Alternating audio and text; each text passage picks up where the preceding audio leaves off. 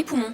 La rénovation, en fait, c'est souvent le problème dans les logements qui ont été parfois bien conçus au départ, mais quand on les transforme, finalement, on change leur usage, on change les matériaux et on apporte finalement des substances qui peuvent être problématiques. Souvent, on va retrouver de la peinture, différents enduits, du mobilier, des revêtements de sol, etc. Et tout ça, en fait, ça va émettre des solvants, des composés organiques volatiles. Ça va irriter les voies respiratoires, ça peut poser beaucoup de problèmes, surtout si on oublie de mettre une ventilation qui soit adéquate.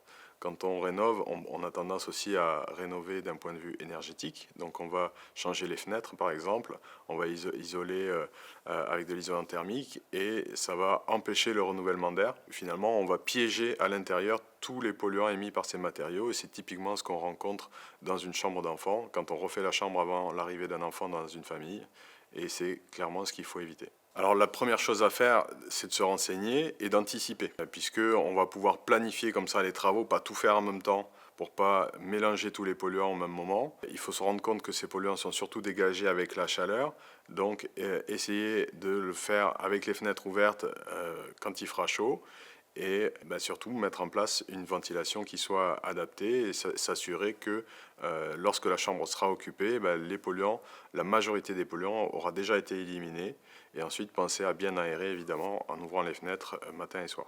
Alors si possible, il faut utiliser des matériaux d'occasion ou voilà, qui ont déjà servi, qui ne sont pas totalement neufs. Quand on a l'odeur de neuf, c'est qu'il y a des solvants qui peuvent être irritants. Donc il faut essayer de bien choisir les produits, notamment avec l'étiquetage A+, qui n'est pas parfait, mais qui est intéressant. Et sur certains produits comme les peintures, on a aussi l'écolabel ou le label NF Environnement, qui peuvent permettre d'aller un petit peu plus loin. Les composés organiques volatiles sont souvent liés à la température et lorsqu'on dépasse les 20 degrés. Donc en fait, un conseil assez simple à suivre, c'est de ne pas dépasser 20 degrés, en tout cas lorsqu'on est présent dans le logement. Il faut arriver à rester autour de 18-19 degrés. Comme ça, les polluants ne sont pas libérés dans l'air et on ne les respire pas. Si on dépasse les 20 degrés, il faut aérer et comme ça, ça permet de les évacuer.